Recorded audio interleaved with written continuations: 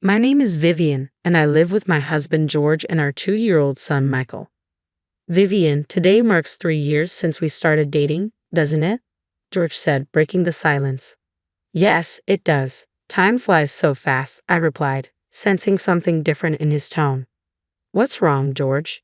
You seem a bit off, I asked with concern. Vivian, there's something I want to tell you today, George began hesitantly. I want you to marry me, he continued, echoing his proposal. Over the years, we had shared countless moments together. Initially, time with George was bliss for me, wrapped in his kindness and thoughtfulness. I felt genuinely happy.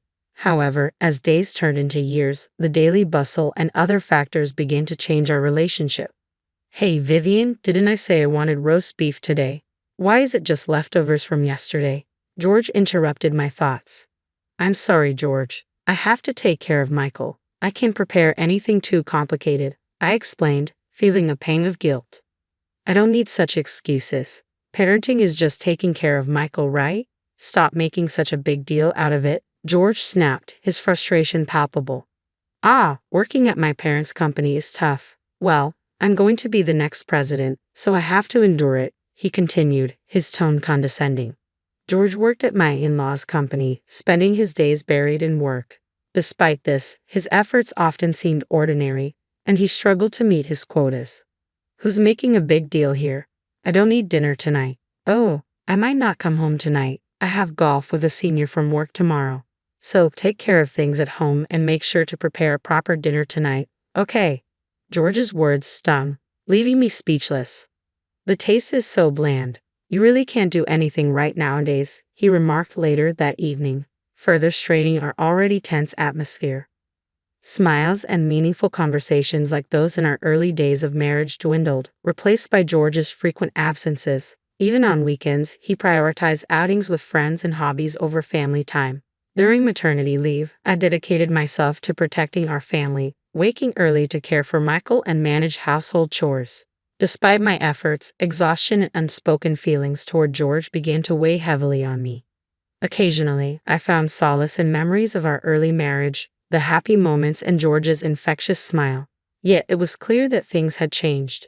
Mom, Michael hugged me with a smile. Michael's innocent joy brought a brief respite.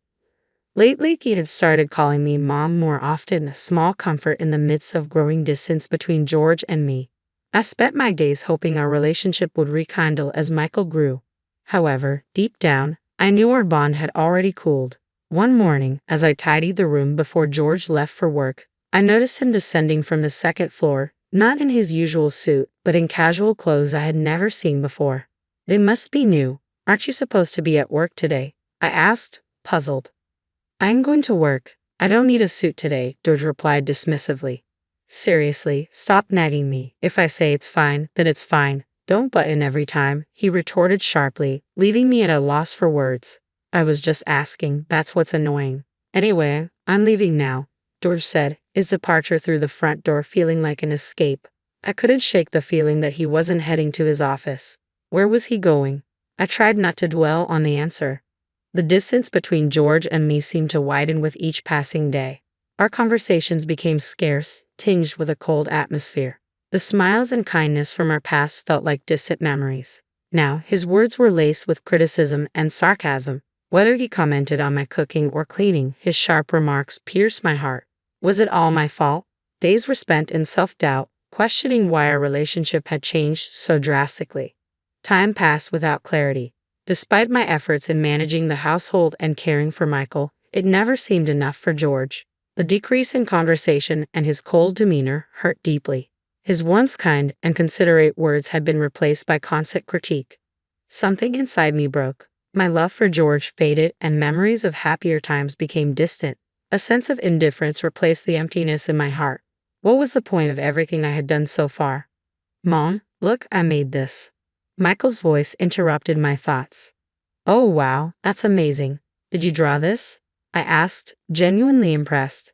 Yeah, this one's a dog, and this is a cat, Michael explained proudly. You're really good at drawing, Michael. I praised him, his smile warming my heart. As time passed, my feelings shifted. As my love for George waned, my love for Michael deepened. Watching him grow, I began seriously considering my future. specifically divorce. I couldn't continue in a relationship where George barely contributed to parenting, let alone fulfilling his role as a father. The prospect of liberation from George seemed more overwhelming than daunting. However, one concern weighed on me. On the way to a promised meeting with Michael's grandparents, we arrived at their doorstep. "Hello, Mother." "Hi, Grandma." Michael greeted them warmly. "Hello, Michael. Have you grown taller again?" Grandma exclaimed with joy. "Really?" "Yay!" Michael cheered, delighted by her praise. "It's good to see you. Come on in, Grandma. Welcome us inside." "Thank you, I will." It was George's parents, my in-laws. Despite my frayed relationship with George, they had always been a source of comfort. They ran a nearby business and had shown unwavering kindness and support towards Michael and me. "That's right, I bought some delicious sweets at the station. I'll serve them with coffee now. Please have a seat and relax," Grandma insisted kindly. "Let me help," I offered. No, it's fine. You must be tired from childcare. Just have a seat. You need to rest when you can," Grandma reassured me. "Thank you, Mother," I replied gratefully. My in-laws treated me like their own daughter. Their presence was a soothing balm. They invited us over almost every week, genuinely interested in our well-being. Their voices were always kind, like comforting music to me. They cherished their time with Michael, showering him with toys and playing with him every chance they got. I experienced their kindness deeply, feeling genuinely cherished. Sometimes my father-in-law would take Michael to a nearby park because he knew Michael loved birds. He even bought him a bird book once. These thoughtful gestures deepened our bond. My in-laws listened attentively to my troubles, including issues with George and domestic difficulties. They responded with understanding and compassion. Their words of encouragement and advice filled me with gratitude, bringing a warm breeze into our home. Their kindness was a great help. "I'm worried if George is causing you trouble," my mother-in-law once remarked with a troubled smile, as my father-in-law played with Michael. I couldn't help but reply with a smile. Perhaps she sensed the complexity of my relationship with George. "No, it's fine," I assured her, though her worried smile lingered. My father-in-law also showed concern for my well-being, often creating new recipes for me, knowing my love for delicious food. His thoughtful gestures and the times he comforted me while playing with Michael brought me peace. "Michael, what kind of animal shall we see next time?" my father-in-law asked playfully. "I want to see big fish next time," Michael exclaimed excitedly. "All right, let's go to the aquarium next time," my father-in-law suggested, eliciting a joyful yay from Michael. Watching them interact, I couldn't help but smile. Michael adored his grandparents, showing them a carefree smile that rarely graced his face with George. "Vivian, feel free to talk to us about anything," my mother-in-law said kindly as we were leaving. Her words pained my heart a bit. Little did she know, I was contemplating divorce from George. I didn't want to burden my in-laws or sadden them. Even if my relationship with George couldn't be repaired, I cherished my bond with my in-laws and wanted Michael to continue enjoying his time with them. I was apprehensive about opening up to them about George, fearing their reaction. Just as these worries occupied my mind, an unexpected incident unfolded. My in-laws had kindly offered to take care of Michael, allowing me to enjoy a cafe outing with a friend. "It's been a long time since we've had a cafe like this, hasn't it?" my friend remarked as we sat down, sipping our coffee. "Really, Vivian, you've seemed busy recently," she observed with concern. "Have I?" I replied vaguely, trying to brush off the worry in her eyes. "Hey, Vivian, has something happened with your husband recently?" My friend hesitated, choosing her words carefully. "What do you mean?" I asked, tilting my head in confusion. "Well, actually, I saw something the other day. I saw your husband walking with a woman. I don't know." My friend's voice trailed off, her expression troubled. For a moment, my mind went blank. Deep down, though, a part of me wasn't surprised. Reflecting on George's recent behavior, there had been signs I had chosen to ignore. My friend held my hand silently, her eyes conveying understanding. "Vivian, I think you should talk to George," she finally said gently. "Yeah, maybe. I haven't been myself lately," I admitted quietly, feeling the weight of her concern. "That's why I invited you to a cafe today," she explained softly. "Is that so? Sorry for worrying you." I apologized. "Don't apologize, Vivian. Whatever decision you make about George, I'm on your side," she assured me warmly. "Thank you," I replied gratefully, parting ways with her and heading home. Although I was initially shocked by the startling truth, strangely, I felt calm now, even a bit relieved. This revelation gave me the clarity to end my relationship with George without hesitation. Imagining a future living just with Michael, despite the uncertainties, strengthened my resolve. I needed to be strong for Michael's sake. "I'm home," I announced as I entered the house. "Ah, today was exhausting." "Welcome back," George greeted me casually, not noticing my subdued demeanor. "Hey," I started, my voice steady but firm, "I've been waiting for your return." As George carelessly threw his bag on the sofa.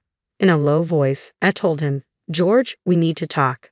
"Can it wait until after dinner?" George replied, visibly annoyed. "No, I want to talk about it now," I insisted. "What now?" "Such a hassle," George grumbled, avoiding eye contact. "Well, this situation is your fault, isn't it?" I confronted him. "Huh? What are you talking about?" George looked puzzled, but there was a flicker of unease in his eyes. "I heard from my friend. Is it true that you were walking with another woman?" I pressed, my voice steady. George's reaction was undeniable confirmation. His face changed color instantly, and his eyes darted around, searching for an escape. "That must be a mistake. Your friend saw, right?" George stammered. "She heard your voice and even knows the store you two went into." "Shall I confirm it with the store staff?" I challenged, feeling a surge of boldness. "It's useless to hide it," I continued as George struggled for words. "Damn it," George spat out bitterly, his anger surfacing. "Yeah, that's right. Her name is Zoe. Unlike you, she's perfect at work, in housekeeping, and she's cute. She even said she likes me, even though I'm married." "Yeah, that just shows how attractive I am, right?" George mocked, his tone cutting. "I loved you, George, even though you're married," he mimicked Zoe's words. Would a normal woman approach a married man like that? There must be more to it, I reasoned, but George's dismissive attitude was clear. "Why should I feel bad for you and Michael? You should be ashamed for not supporting me more in my hard work," George retorted defensively. "I heard from your father and mother that you hadn't even met your work quotas. Can you still say you're working hard?" I shot back, feeling the weight of disappointment.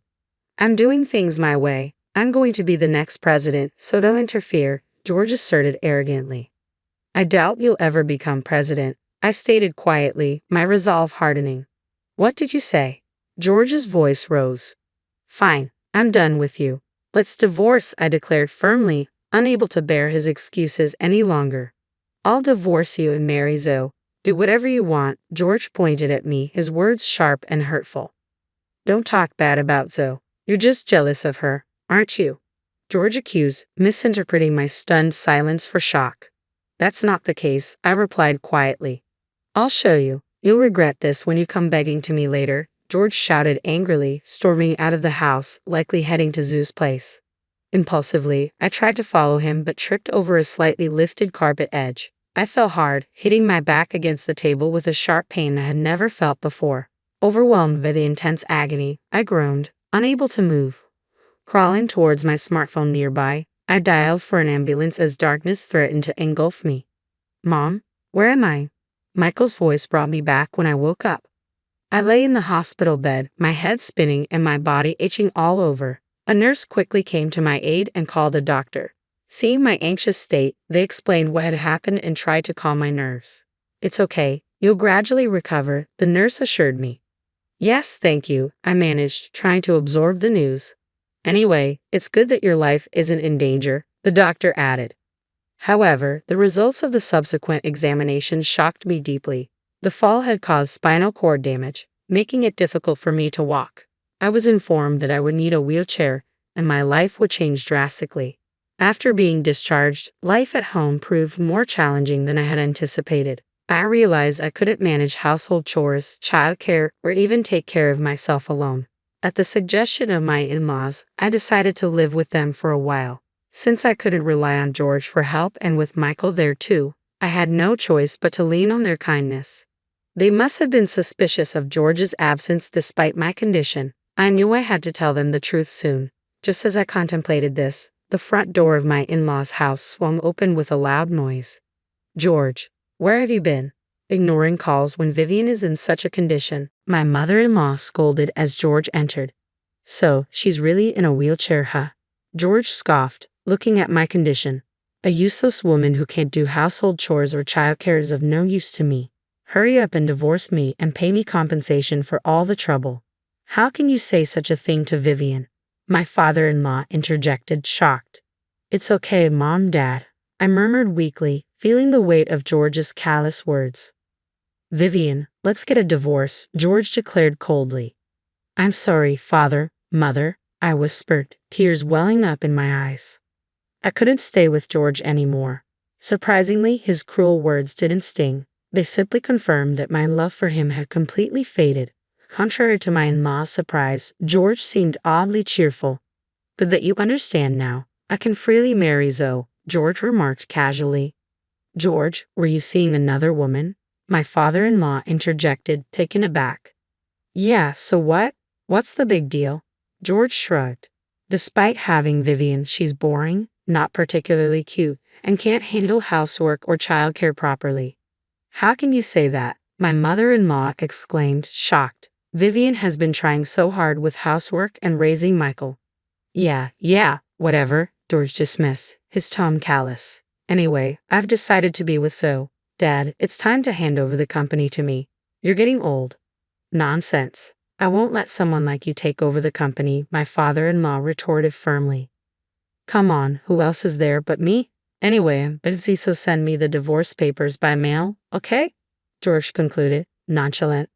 After separating from George, I started a new life. Currently, I live comfortably in a house recommended by my in-laws. With the help of a caretaker, they suggested my daily life feels easier than before. However, amidst this calm, an unexpected development awaited. One day, while peacefully passing time, the doorbell rang. Glancing at the monitor, I saw George standing outside, his face a mix of confusion and desperation. Hey, Vivian, what the hell is going on? George blurted out. George, what's up? I replied calmly, masking my surprise. I got fired from the company. I suppose Dad just keeps saying it can't be helped, George confessed, his desperation evident. Oh dear, I murmured sympathetically. Mom and Dad are saying you're no longer our son. We're cutting ties with you, George continued, his voice tinged with disbelief. That's tough, I responded quietly, trying to process his sudden vulnerability. I didn't know about the stocks. I had no idea you owned 90% of my parents' company's stocks.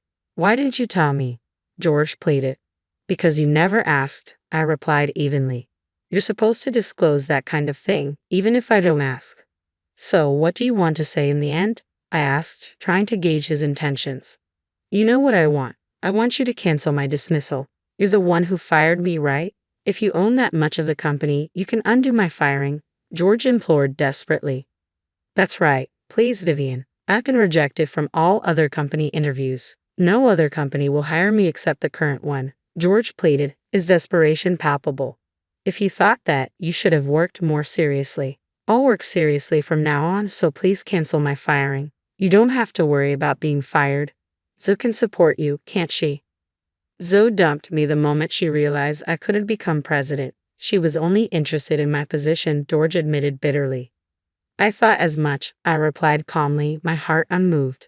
Please, Vivian, you're all I have left. Let's get married again. It would be better for you too, right? George proposed, his voice tinged with hope.